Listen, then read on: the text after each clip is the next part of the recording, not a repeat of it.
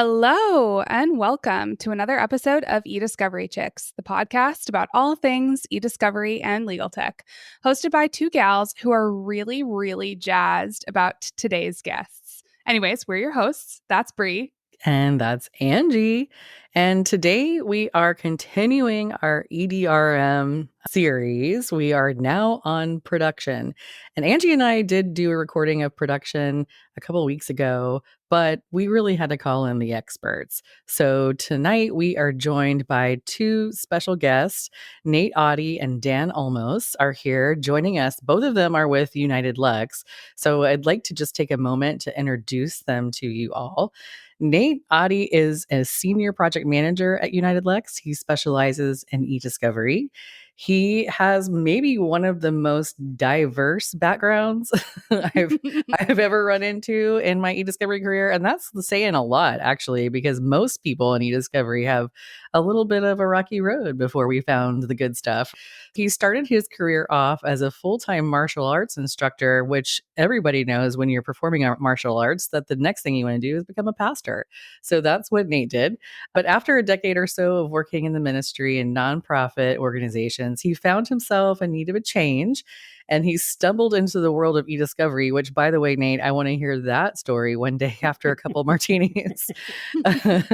Nate has now worked in client services at UnitedLex for about 4.5 years, managing programs and projects across the board, from tiny claims to large-scale MDLs. He's also been a bit of an intellectual sponge and tries to know a little bit of enough about everything in the e-discovery world, which I can say all of that last statement, Nate, is a huge understatement. You are a powerhouse when it comes to knowledge in the e-discovery world and project management. Okay, so that's Nate. Dan Olmos, also aka Dano, don't anybody say Bookham. He is a seasoned project manager specializing in e-discovery, also at UnitedLex. He has had a distinguished career. He's worked for several prominent vendors such as Novitas Data, Discovery Legal, Advanced Discovery, which is now Concilio, and Fios, which was acquired by DTI. I mean, it's like maybe the better question is like, have you not worked for someone, Dan? With over a decade of experience in the legal technology sector, Dan excels in managing complex projects from inception to completion. Outside of work, Dan is exploring the Pacific Northwest because he lives in beautiful Oregon with his wife and his two huskies. And he often likes to travel, sail, and immerse himself in the natural beauty of the outdoors. And he's drinking whiskey, just for anybody who's taking notes. Nate, Dan, thank you very much. And before you say anything, I do have to add, because now I've done the business end of it, but now I get to do the personal end of it. In my life in eDiscovery, I did have a brief hiatus where I got to enjoy life at UnitedLex. And I was a project manager. Never underestimate how hard the role of a project manager is. That's one of the most fucking hard jobs that are out there. You're So if hurting any, cats. Your job is hurting cats. not only that, all your cats are pissed. Their claws are out. They're ready to fight and they have extremely high expectations. But that is a very hard job and it takes a very special person to be able to do it well. And I will tell you that Nate and Dan both perform this job to amazing expertise. And if I were anyone needing a project manager, I would totally put my life in the hands of either one of these gentlemen. The second thing I will say is you guys know how involved with women in e-discovery I am and how much I love to promote women in this industry. Well, one of the things that's always been hard is to have men in the industry who are okay empowering women. And I will tell you that both Nate and Dan, on many occasions personally that I can attest to, give themselves of their time. They've given their wisdom. They've given their expertise to me personally and to many other women and others in their workplace. And I have a lot of respect for that. So I really appreciate you guys taking the time to be here. Not only personally, I feel honored that you're here because I have a lot of respect for you both as people and for your expertise. But I appreciate you being here on the eDiscovery Chicks podcast because we're all about trying to educate people on eDiscovery. And we want to hear from the people that really get it done every day who know what the hell they're talking about. So appreciate you guys being here. Okay. Is that enough of an intro? Fuck your business intro. I want the I don't know. personal one. Yeah, I don't know if we can live up to that personal intro, but Oh, we'll definitely please. do our best. And no, I mean, it's true. Every male dominated industry, which is a lot of the tech world, has this idea that makes women not as welcome, which is awful. Because I will say, most of the best PMs that I've worked with, Dano aside, have been women. Nothing aside, because I think there's an amazing group of male PMs out there, but absolutely want to empower women in industries where they can do crazy awesome things. All right. Well, we have an icebreaker question just because I know Dan loves icebreaker questions. He just got the slightest little furrow of his brow, like, oh no, what's coming? He's like, we are excited about the Olympics in our household. So here's your icebreaker along the Olympics theme. If you were given the physical ability to perform as an Olympian at any one summer sport, what sport would you choose and why? I guess it's probably multi-layered. So if it's something I could maybe attain on my own in actual life, take me back 12, 15 years, and I could look at judo or karate, or I did martial arts. That was a world I lived in. I was never anywhere near an Olympic level. That's just laughable. But I at least knew what I was supposed to be doing. If we're talking about things that I have zero chance, but it sure would be cool, I would definitely go towards like lacrosse. I absolutely love lacrosse, specifically indoor lacrosse. It's kind of like hockey, but you don't have to not fall over on ice, and you're allowed to hit people in the head, unlike in hockey, which is fantastic. Indoor lacrosse would probably be my choice if we're taking my Interesting. actual abilities out of it. All right. Well, what about you, Dano? I don't know. I don't know how to kick anybody's ass, so probably the track and field or something. Men's 5K or anything else, and throwing a javelin or something would be kind of cool. I don't know. And then Angie, what would you do? I'm going badminton. Oh my God, you are not going badminton. I'm going badminton. I will fuck people up at badminton. have you ever? I will come out of nowhere. I love badminton. I have Yeah. not played in like 20 years. I would not join you. If I could do anything in the Olympics, though, I would swim. First of all, swimmers have the most fantastic bodies. So if I could be a swimmer, Olympic swimmer, that means I'm fit. Plus, I would have no hair on my body. So that would be amazing. Those are my priorities in life. So Ryan Lochte, the Olympic swimmer. So he's now on a reality TV circuit, and he has recently been in a show called The Traders, which I don't know if anyone has seen. Nate's making a face like you've seen it. It's incredible. Incredible trash. Alan Cumming. Incredible trash. It's incredible trash. Heartwarming trash. Alan Cumming in a castle in Scotland wearing fabulous outfits. And you're basically playing like a murder mystery of sorts. And Ryan Lochte is randomly in it, and it's incredible. Interesting. So anyway, turns out you can pivot from an Olympic swimming career to a castle in Scotland. Well, you probably have to, because you can't keep that shit up for life. I mean, come on. Absolutely not. Yeah. Badminton, though. That's forever. Badminton's for life. You Badminton's for life. That's for life. Absolutely. Yeah. Shall we move this beautiful conversation on to eDiscovery? I hate to do that because I know what so to much say. fun. I mean, it's over. For the sake of everyone's sake, we got to get this done before Dan finishes his glass of whiskey. I have seen pictures of many a bottle. I'm not concerned. He's drinking whiskey from an official glass, and there's no rocks or anything in that glass. And he's drinking with such class. Like, I almost want to put him in a tuxedo and give him a cigar right now. Just for those of you that can't. Absolutely do. Good choice. Should we talk workflows? Oh, yay. That's a great transition. Yes. Yeah, that was a hard left. That was not a graceful transition. We're in our first season, guys. Give us a little bit of slack. As everyone on this call knows, making eDiscovery approachable and digestible is central to our mission here at eDiscovery Chicks. So I want to start real basic. Like, let's level set. How and why would someone engage an eDiscovery service provider? The how, let's say you're starting from ground zero. Obviously, your internet research is going to be where you want to start. With the Google? Yeah, I guess you start from there. And then I would probably look at the biggest companies, and then I would probably take it a step further and get into like LinkedIn and find out who works at these places, if you know anyone, and talk to them first. Yeah, that's probably how I'd get involved if I didn't know at all how to find a vendor. There are lots of them, and they're not all the same. Why would you hire somebody? The why is because you're working in the legal world, I assume, or you are legal world adjacent, or you wouldn't be reaching out to us. And you don't know the part of eDiscovery. That's the reason you're looking. You should hire someone because our job is to do that part. I do not practice law. I never will.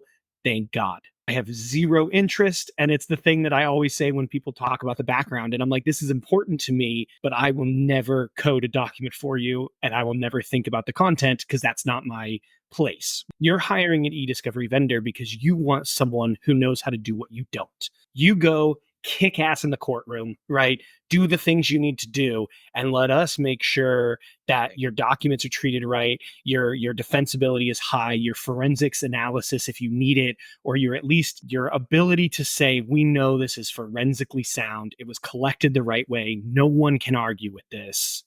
That's why we're here. So I think the why is exactly why you should hire a plumber to do your plumbing. It's also a job within itself. I mean, you might think, oh, I could do this. This is easy. I just have to collect this data. And you go down these rabbit holes and you find out there's a lot more to it. It really is an entire different job than what you already have on your plate. Keeping everything defensible. You don't want to spoil any data. You want to collect everything and not miss things. Even when you are given data, like, these companies will help you find missing pieces too. Like if anything's been deleted, there's date range gaps in your data. Mhm. So if you don't have the time to do it, I would definitely recommend outsourcing for sure. Yeah, I feel like that's a big thing with companies these days. Like an internal legal department isn't built to handle the volume that a vendor is also. And you don't want the liability either. I mean, Yeah. let's say you fuck something up. I mean, that's on you, not another company, you know? Yep. You want to be able to turn around and sue somebody for that. Right. Yeah. Yeah. You want to look back and say, you broke our contract. You did it wrong. Yeah, absolutely. And Dan's one that's really good at this too. And you just said this yourself, Dan, but just to elaborate on it, you don't know what you're missing because you're not looking at it from the eyes of someone who's done this for a million years or who does this every day. When you hire a vendor like a Dan or a Nate, they're going to be like, hey, so why this gap here? Or why are these labeled different? Or it seems like something's missing here. They're going to point out things that you didn't even know was wrong. And I can guarantee you, if Dan or Nate are asking you that question, something's up and you need to go fix it right now and do it now before we get to production. Yeah. 1000%. That's such a big piece because once we get to production, we're at the end. You bring in that vendor at the beginning, right? At the point when you really need everything so we can walk you through to the end. I've seen before where they thought they had everything produced and you go back to the drawing board and you realize that, you know, you missed a few things, like the searches didn't encompass everything they need. And it's sometimes too late to go back for these things. So you'd really want to make sure that you hire someone who knows what they're doing.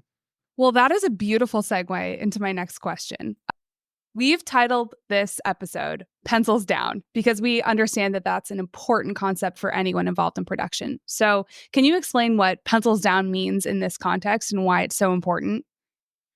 Basically, pencils down means pencils down. No more editing, no more tinkering, no more reviewing. It's done. Books are closed. So you can't pick the pencils back up mid-process, midstream of a production. You're changing coding, redactions. Things are shifting in that production set, and they're going to go out the way you don't want them to go out. Ship has sailed. Train has left the station. Exactly. So pencils down for all parties, everybody. I mean, you can't be adding documents to the set either. I mean, you have to tag everything, close it. If everything in that universe has to be done, completed. So Nate, what can happen if people don't observe pencils down?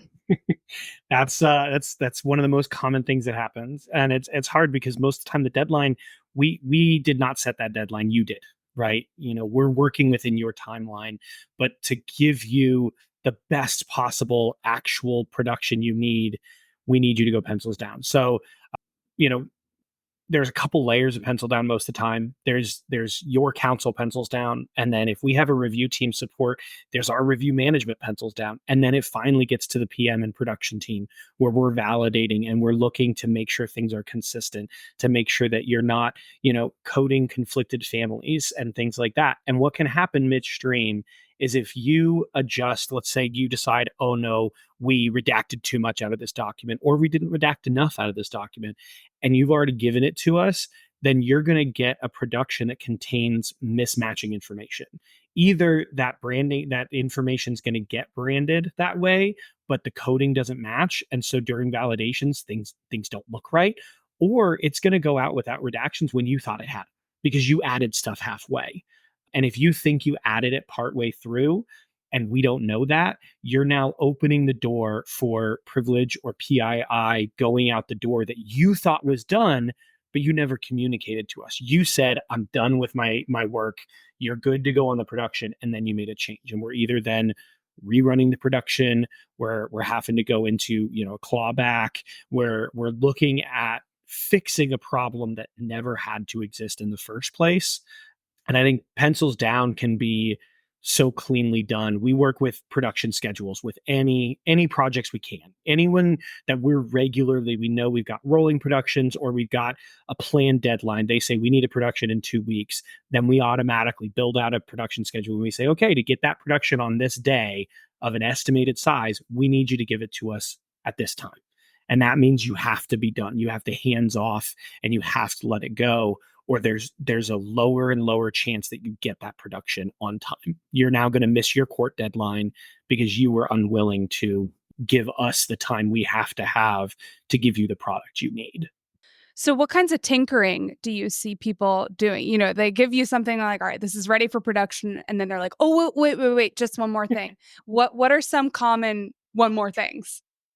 Coding changes, coding validations, priv withheld, additional redactions, you name it. I mean, taking docs out even, or adding a new doc. Oh, I need to add this. Can you process this and add it?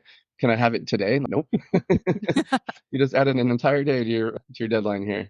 It almost feels like production is like a really big freight train, and trying to stop it or divert course later on is challenging, has major ramifications, and is just like generally a disaster. That's a good analogy. You're right. I'd rather have the train not go and be 6 hours late than to try to stop the train somewhere else and back it up after that. Yeah, a good way to imagine it with those coding changes, a lot of times it's branding effect or it's content effect, and it will always take so much longer to correct than it will to just delay. It is better to say we're not actually ready for pencils down than it is to say, sure, but have one rogue reviewer in there changing a bunch of stuff. Yeah. And when you do run into these situations where you are able to, okay, we can just pull this document out. We can update the load file and correct it. It's the same page count. Let's fix it that way. Sure, you can do that once or twice, but when you have clients with these bad habits, your databases start to look like dog shit. There are 4 different versions of a production. A lot of them have the underscore old or DNU, do not use. You just start looking at this thing 6 months down the road and you've got 20, 30, 40, 60, 80, 100 productions. And then each one of them has modifications, underscore R for we change redactions. It's not fun. And it's really hard to go back and try to piece together what happened and why and which version they need to reproduce. They'll ask for documents that was produced in this volume, but there's like 6 different versions because they made so many changes instead of putting their damn pencils down. Yeah. Hold on, because it's going to come full circle. This is going to seem weird at first. So I restored a car. And when I went to deal with the paint part of it, like I wanted to do some body work on it and then get it painted. And I started like sanding down the paint. And the car was silver when I bought it. But before that, it had been blue. And before that, it had been green. And before that, it had been orange. And it took so much longer to sand it all the way down and do all the body work than if whoever had painted it before me had just taken it back down or delayed their thoughts. Like it took so much longer because you had to peel back so many layers of paint. Yep. Yeah. And it opens confusion. Like Daniel said, like when you're looking back 6 months from now, the question, which version went out? And that should be the easiest answer in the world. We should be able to tell you what you produced. But I've even had situations where, large productions are now being used for another project another project for the same client, and we're having to transfer. And then we're trying to compare to the coding decisions because it was produced in 3 different ways. And one has redactions, but one doesn't. Which one do they need? Do they need both? Are we really going to produce the same thing twice again for a different group when we're supposed to not do privilege? It gets so broken and it costs you money. And I think that's the thing that should be the biggest flag. And it used to have a council team member who we nicknamed Scuba Steve. I feel like it's fine if I say that because nobody knows who Scuba Steve is. Your name is Steve out there. It might be you. I feel like I already know where you're going. Scuba Steve would ask us to produce, and then review based upon the production deliverable we gave them. And no matter how many times we told them, like, no, you need to make all of the decisions before. We reran every production minimum of 2 times, most of the time 3 or 4. And we talked to him a bunch of times until we finally got on a call and just they're like, okay, we work for the same end client and you are making them pay 3 times. And he's like, what? And it's like, yes, the same thing we've told you before. I got to get this into your head, Scuba Steve. Like, you need to understand, you for 5 docs, you just paid 3 times. So it could be a cheap, small production, but it's not anymore because you've done it so many times. Take your time, know what your production population is, and look at the documents before we produce it. I think that's a great point that you both are making, and something I honestly didn't have the most appreciation for until I worked with both of you, because it would be like, hey, we have this rolling production for this client, and the production's been going on for a year, say, and you have all those instances like Dan was just referring to. This is version 5. Well, where's version 4? Well, here's the one that was redacted, and here's the one that wasn't. Well, shit, we've had turnover in our own organization. We have our own record keeping, but I wasn't here for the first, 3, and then maybe Susie handled the next 3, and then Dan handled the next 4, and then now Bree's involved, and like, what the hell is happening? There's no consistency across the board, and the client is the one that's like bleeding money at this point, because every single time that we have to sit down and figure out, well, what's the underscore R mean? This was not produced. You're paying money for Dan and Nate are expensive people because they're smart and they're really good at what they do. You do not want to pay them more money per hour to help you. I promise. Nate, I feel like you touched on something really important, which is the value that service providers bring to the table. Your Scuba Steve never would have known that the downstream effects of what he was doing, but for your expertise. When you stop and think about it, production is sort of small time-wise compared to the rest of discovery. Most law firms and corporations, they also just don't do it on a daily basis. So that, I feel like, is why an eDiscovery vendor is so important. You've got an area of expertise and something that a lot of people don't have exposure to. So can you guys tell me, what are some areas of expertise where a vendor can really be a value add to their client? Absolutely. As long as you find the right vendor. This is what Dano talked on earlier, right? Like there's a lot of vendors out there, but the right eDiscovery vendor should be able to support you and guide you through the entire EDRM model, the parts you know and the parts you don't. And that's the whole point of the project manager in the vendor, right? Like, we have a ton of support departments and teams that do all the things that Dano and I can't. But we know about them and we can help add value to every step. We've got forensics and preservations teams that can help you with your legal holds. If you have no idea how to put a legal hold, how to collect data in the right way, we have then the next layer when it comes to processing. We've got full processing sets. We're not just opening up emails and looking at them in your own Outlook, right? Which is what you're doing. Or you're having an associate print off, 20,000 pages of emails and you're flipping through them by hand, right? We can process those and provide all of the accurate metadata. We help you through the doc review process. That's the part you're strong at. If you work in the legal world, you know the documents, that's the part you know.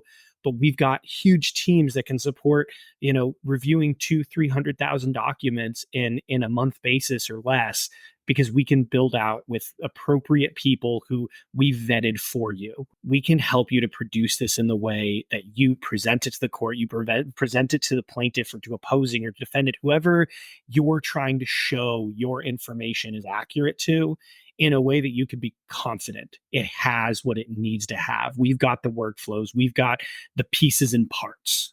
Dano, you can talk to so many of the pieces and parts that we do on the PM side. The thing I would look at first and foremost with the eDiscovery company would be if they're trying to show you how many tools they have and how many bells and whistles and all the cool things they can do with technology. Smoke and Get mirrors. a second opinion, because all those processes are done by actual humans like Nate, who's a fucking genius and can sit there and create a custom workflow. But what happens if Nate wants to go have a baby or something? I don't know. Take a month off. We have enough, Nate. Come on. I was kidding. Right? All hell breaks Who loose. knows? But these processes, like, the more simple and streamlined a company is, in my opinion, you're going to have a better time. Organization is key. I've been at places that really don't have many organized processes and workflows. Hard to find where things are at. Nothing's consistent. It's just really hard when it's that way. So Talk to me about like where can a vendor add value just as far as QCing? Talk to me about what's involved in that and why you're going to need a vendor. If you think about a production that you've made, we're looking at what you've provided and prepared to deliver somewhere. You've spent weeks, maybe months reviewing these documents. You're not going to go back and look through not only every page, but all of the coding information and make sure everything aligns with what the production value is. Our QC layers, both before we send it to our production team, as well as we have a QA team. That's their entire job. They QA every aspect of the process. They QA your data when it is processed. They QA your data when it is produced. They QA a data overlay that we need to make for something. The goal of that is someone who has the knowledge of what it's supposed to look like is able to look at every step of the way and say, okay, we know we have this many documents that should be slip sheeted this way. Let's make sure that that matches, that the text is appropriate, that the metadata is removed or adjusted the way it's supposed to be because we're withholding this information. Those are things that, on your end, you can do in a small firm for a very small set of data. But producing it in a standard ESI concordance DAT file, if I said concordance and I said UTF-8, you're not going to know what that is unless you work in technology in some capacity. Those are the kinds of big ads that we can do, is giving you the format that you need, the format that's appropriate and correct, and having the right number of people, the right teams to QC those steps along the way and make sure that you get what's right. you Well, and can't self QC either. It's when people say QC your own work, that's ridiculous. You cannot self QC. It's like, I made the damn thing. Of course it's right.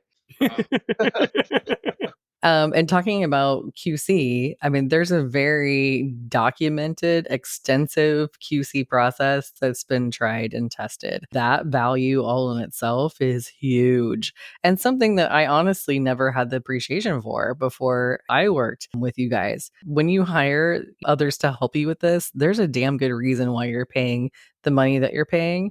And there's a really great way of QCing this that's going to protect you and your vendor for that matter. One thing I will say too is a lot of firms and in-house teams just don't have the people power to be as elastic as you might need throughout the process. Some parts of this process are super time sensitive and heavy lift, and so you're going to have to scale that. And like an in-house team or for a law firm team, they're probably just not going to be built for that because that's not what they're supposed to do. So hire a vendor. I mean, this is one of those things that you can delegate out to experts. That's okay, because there's nothing that's subject matter expertise that's needed. Like Nate and Dan don't have to know what the lawsuit's about. They don't have to know like why you marked things the way that you did. That's not of importance to them. We don't care. I've had one client that I've actually said that to because they were trying to talk me through a decision way late at night. And I was like, I don't care. I'm here for you if you have an issue, but I don't care. You make the decisions and then you tell me when it's ready. And I've got you. We will produce it the way you say, but don't talk to me. Well, I looked at the document and I'm just curious. Do you think this is privileged? No, I do not. I don't know. I have no idea what this is about. I don't want to know what this is about. We care about your production. We care about your work product, but we don't care about the reason behind that detail and subject matter expertise that you have and you're supposed to have. I want to get under the hood because I kind of feel like we're at a mechanic shop picking apart production because it's a very small little part of the whole EDRM spectrum, but it's so complicated. And production's kind of like one of those things. Like you don't really appreciate it until you're there. The first thing I'd like to talk about are some of the time-consuming aspects of production, because I think this is a value for our listeners that might be reaching out to get help. What should people know about how processing time affects production schedule? More images, more time. The way you export images as well, like, TIFF files export faster than searchable PDFs. So depending on what types of images you're exporting as well. I mean, I don't think it's so much machine time, unless it's a super big production, that's really going to slow down the entire thing. Most productions you could typically have exported in a couple hours, but when you get into the gigantic sets, it could take a lot longer. It depends on if you're talking about just that process of production, the combination of machine and export, or if we're expanding to like the process of production, which is you hand it over and what happens now. And I've actually been asked by someone before. They're like, we're going to need this super fast. We know you said 24 hours, but we know that the approximate, can you just like save some stamping for us? I've literally been asked. And that to me showed that they have zero idea what they're talking about. There's no save space. It's not, we don't tell the production team like, hey, I need like 20,000 pages worth of machine time here for you. Do they right? think you're printing stickers? Like, I think don't understand. So I'm pretty sure that they're envisioning the stamping where you would, put your prefix and you'd roll page 1 and you'd flip and you'd roll page 2, stamping. I mean, that's their some of us vision. did that, Nate. I mean, I'm just saying.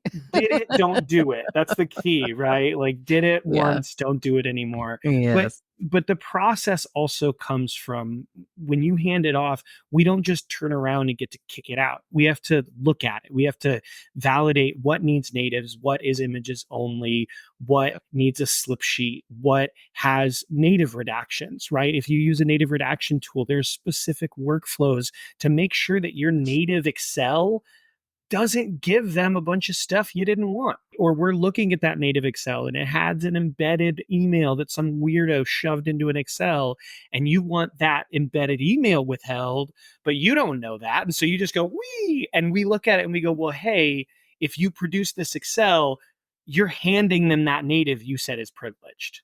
And they go, what? And we're like, okay, let's show you how to redact that out of the Excel. There's processes to all of those pieces. Before that machine time that Dana was talking about, that can be quick. But if we just push the button go, you're going to get a sloppy mess. We have to have the time to go through the process. And again, I talked earlier about like, if you have a review team on our side, as soon as you hand it off, it doesn't even get to me yet. It goes back to the review manager, who then gets to compare it to their coding and QCs and be like, oh, they downgraded 20% of the privilege. We've got to validate that now because it's our work product that they're saying is overprivileged or underprivileged, right? It's changed. And so all of those pieces add up. And then after the quicker than most of the other steps, branding and exporting dependent upon the type of exports, you're now getting into the QC steps that we talked about earlier. So this next question, I originally put it under the heading, don't go chasing waterfalls, but I think we're actually going to invert that and say, do go chasing waterfalls. What I mean by that is best practices. Are there things like, what's your waterfall on every production? Is there a standard set of searches that you run before it goes out? Each workspace is different, but a lot of the stuff will be the same. Like you're looking for privileged documents. You're looking for documents that say they have redactions but might not. You're looking for documents that are imaged, aren't imaged, are imaged incorrectly. The goal is to tag the production with the universe and then click on each search. And if there's documents in each of these searches, it'll tell you there's something wrong with them, like they're privileged and they need to be fixed. Or a lot of times down the road, they'll make new tags, etc., that don't get picked up in the searches. You'll start missing things if you don't really kind of reverse engineer what the search is doing to double check and make sure that you're catching everything that you need to catch. But that's what we refer to as the waterfall searches. You touched on this a second ago when you said catch everything that you want to catch. Can you elaborate on that more? What are you trying to catch on the way out the door? Okay, so there's different fields that our processing engine will spit out if there are comments, hidden comments, track changes, etc. When those are in the search, we know that those have to be imaged differently through our processing team so that we capture everything that they need to catch. That's one example. I mean, there's many things like completely privileged withhold. Obviously, like that's not going out in this production set. So you're just trying to catch issues before they get out the door. Everything, yeah.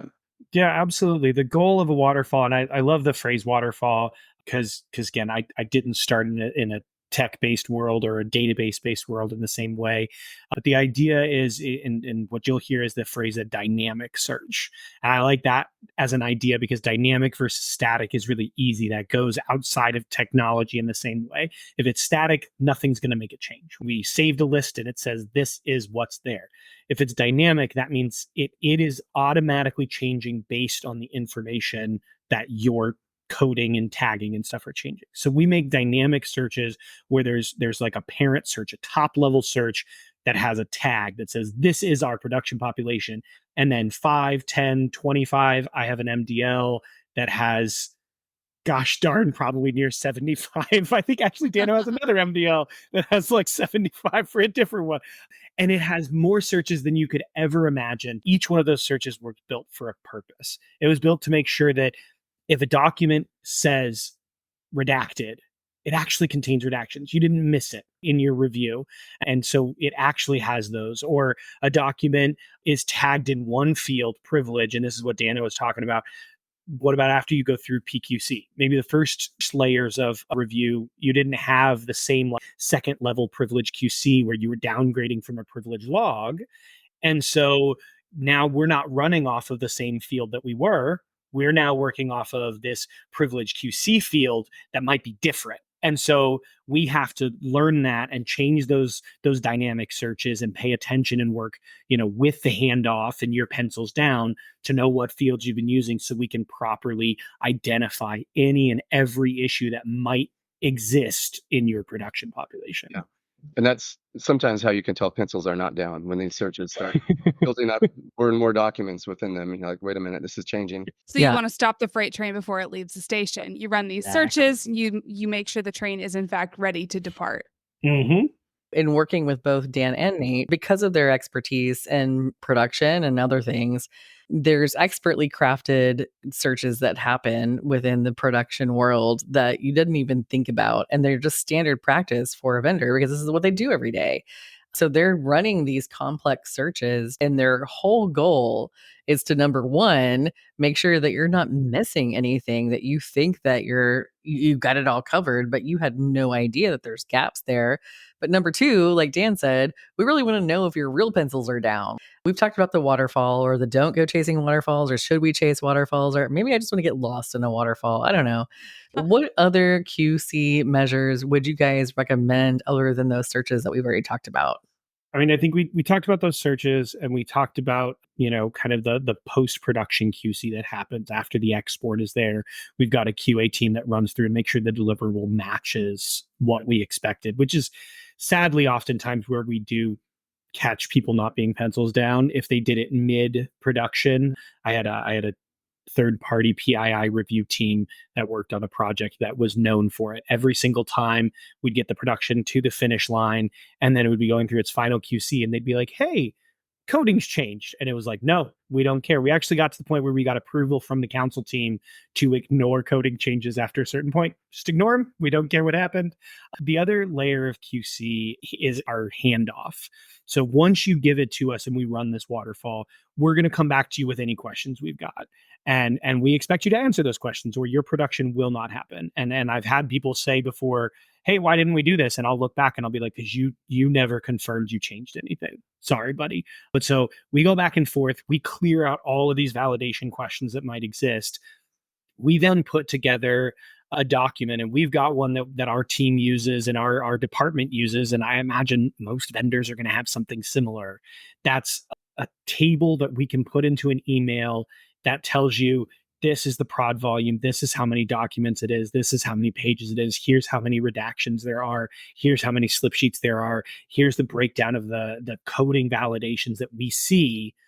And then we send that off and we say, hey, here's a search to your production. And here's all of these details. We're good to go, right? We're confirming you if you one last time. We've done all of these validations, and we want your sign off to move forward with the production as we see it. I think a lot of times when you were talking about the validation forms and sending that information back to the client for their sign off, if it's in a document, I've noticed people don't like to open documents and read them. They just kind of like to say, it's good. They said it's good, it's good. Sometimes they don't look at these things. So communication is key. I mean, a lot of times you need to just talk to them and ask them, like, for instance, what are you redacting? And if they're redacting like email headers, you got to ask the deeper question. Do you want us to redact metadata now because you've redacted names from this file on the image, like email addresses, but they're still in the load file. So you're still going to be able to find out who sent or received that document. There's all kinds of little things you got to think about and communicate with your client so that you don't let them fail. I feel like that's such an important point. Like, people don't think about that. You take something out, you redact it, and you're like, good to go. And people don't think that the metadata is not redacted. And so that thing that you think you took out of your document, that privileged information, whatever that you think you took out, it's still there. or at least Right. part of it is, and it's some iteration of it is there and available for perusal by your enemies. File names, etc. I think metadata redactions are such a good point because I think it's one of the most under focused on portions of a review. Recognizing just because you took it off of what you can see doesn't mean you took it off of what can be searched and identified. If we're doing a true production, and I think that's part of the issue is people who have been doing it for a long time, especially if they work in smaller projects mostly, they're used to doing it on their own and they're used to doing it in a program like Adobe where they are flattening everything into a PDF and they're just hand drawing redactions. And, Adobe has the ability to apply stamping at a certain level and they're sending over PDFs. And that doesn't match current, eDiscovery standards. That doesn't match ESI protocols for pretty much any, I would say state, but I would go to country. Internationally, that's not going to match what you need. But in a lot of these small court programs and a lot of these small kind of, they're giving to small firms back and forth.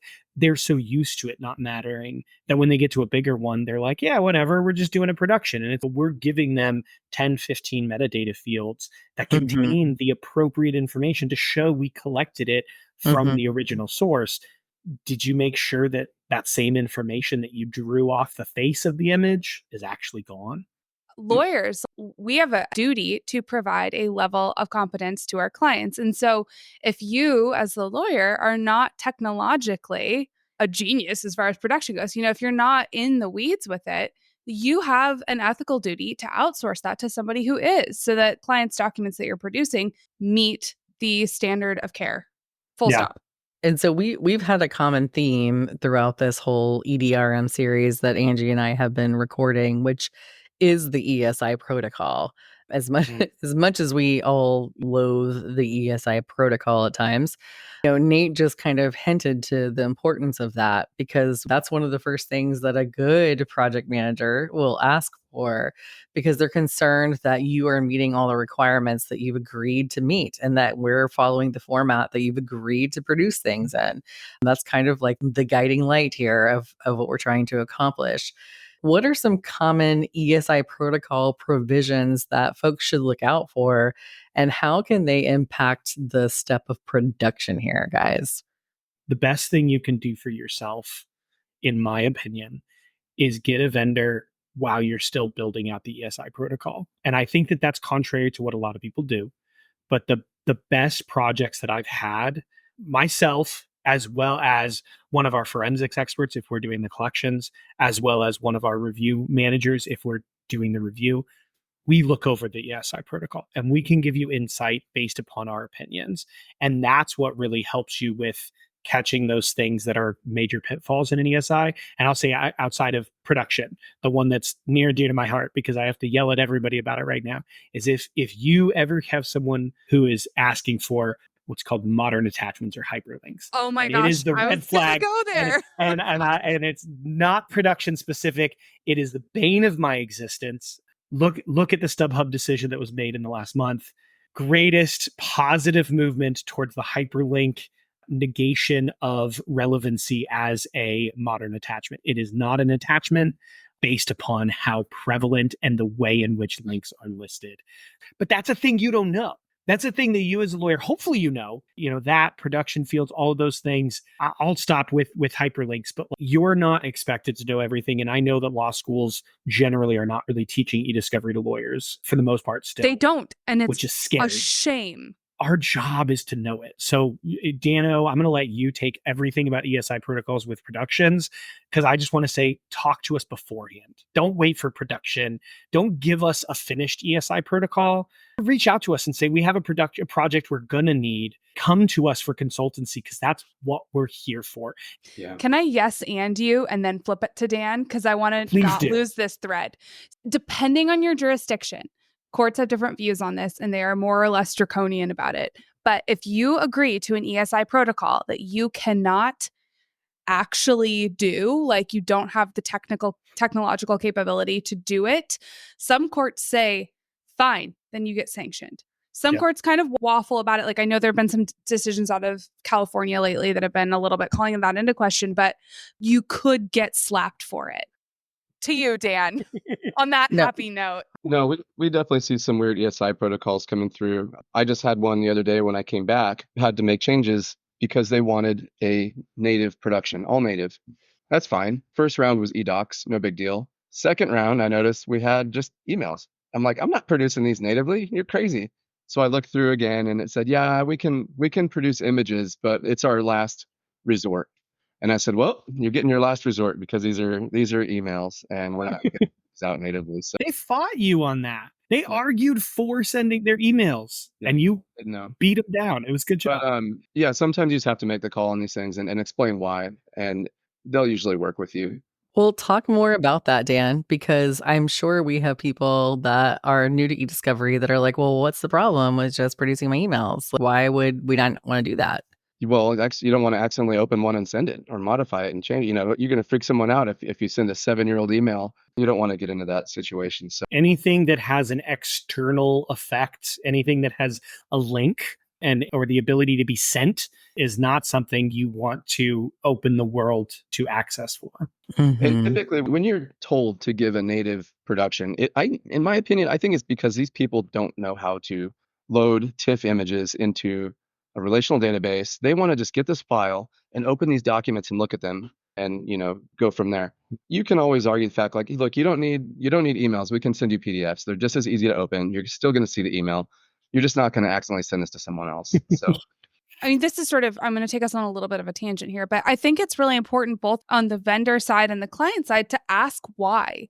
Everyone is coming at this with a slightly different area of expertise and a slightly different background and a slightly different knowledge base. Take your pride out of it. I feel like the more I learn, the more comfortable I am with what I don't know, right? And this was really hard for me in my early career to ask why, because you want to have all the answers and know everything. Yeah. But you should ask these questions, ask the baseline stuff like, hey, I don't understand. What's the problem with sending this in a native format?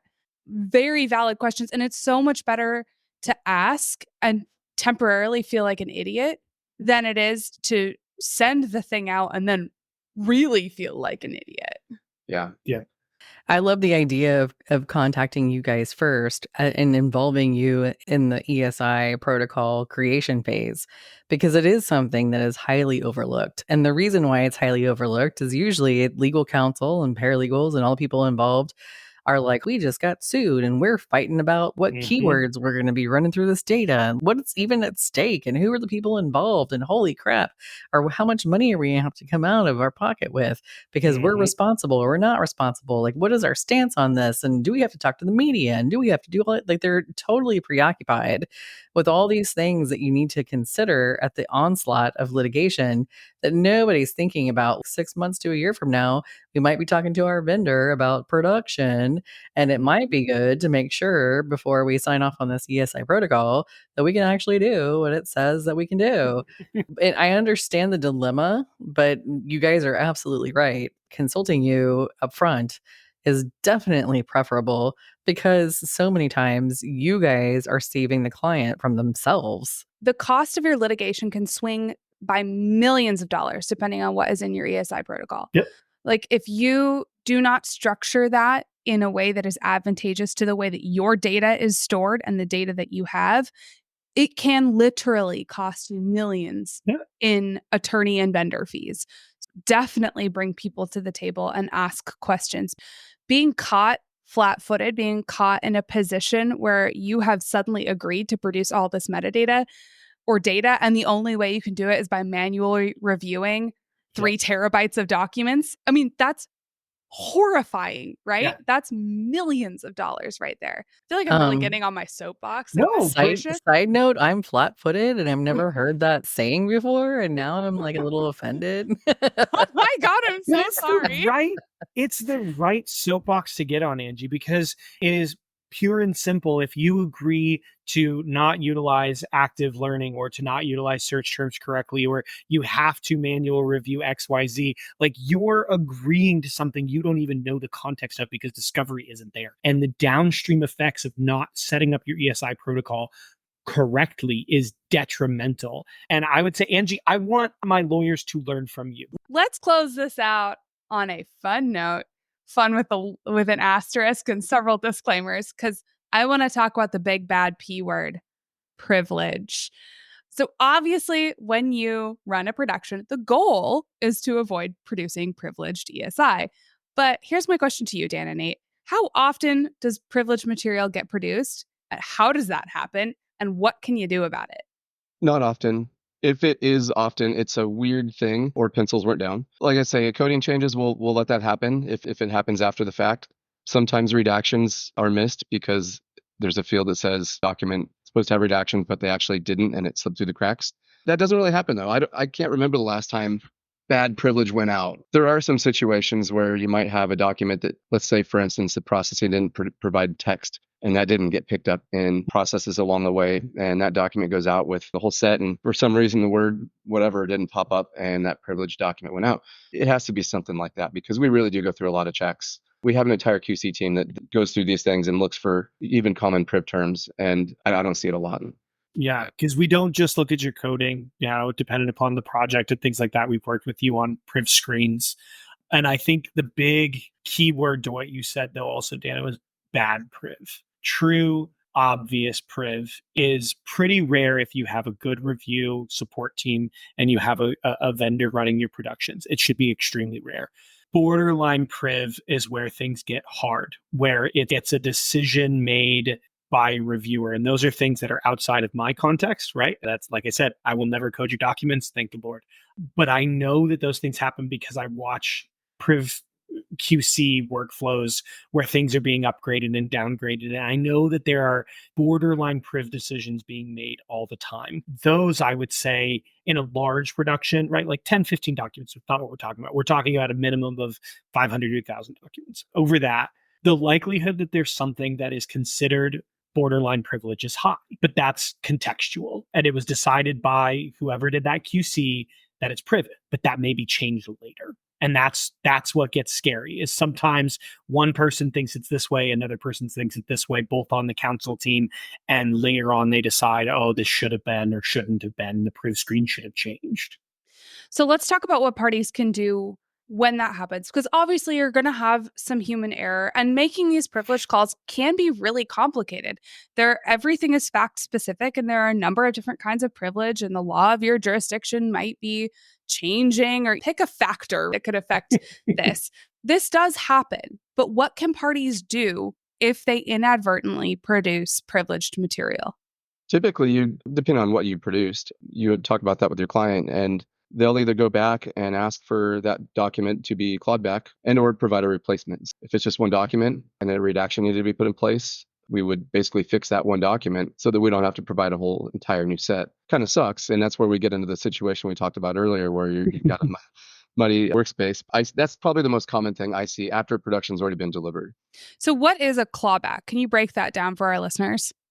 Basically, where you go back and ask for a document to be deleted from the workspace, including all metadata, any network iterants of the document where they have it stored on a network as well. So when you have a production, you don't just put it into the database. It's also living on the network somewhere as it was delivered. So you want to make sure that you get every piece of that privileged document removed from their systems, and then you provide a replacement. And they'll just basically overlay that into the production volume on their relational database.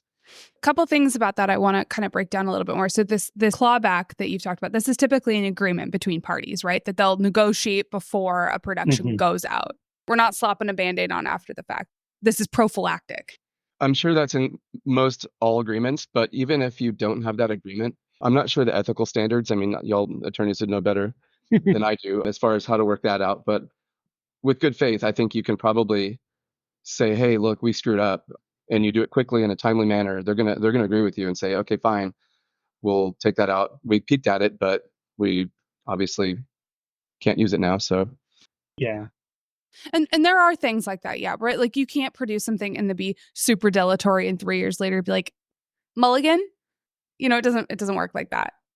A clawback is not a small thing. That's why the big faux pas, like you said, it's the big bad P word, is to produce privilege. I would say a lot of people love to blame their vendor for it, especially if their vendor was the review team.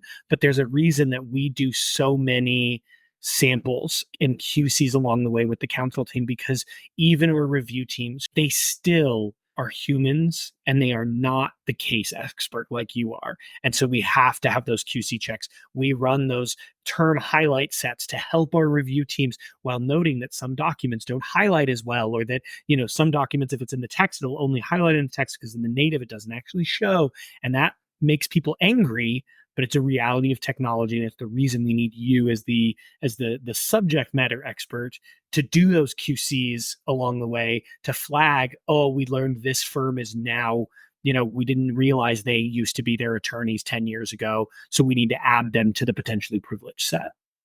Well, I just want to thank you, Dan and Nate, for being here to share your expertise, because I know you guys take it for granted what you actually know and how valuable what you know is to other people that don't deal with production, as one example. But you guys, of course, deal with all aspects of eDiscovery on a daily basis. We appreciate you and your expertise tonight. I want to ask you both, in terms of production, because that is our topic of the evening, is there anything that you want to have as a parting thought, or just a tip or trick or piece of advice that you'd like to leave with our listeners before we sign off?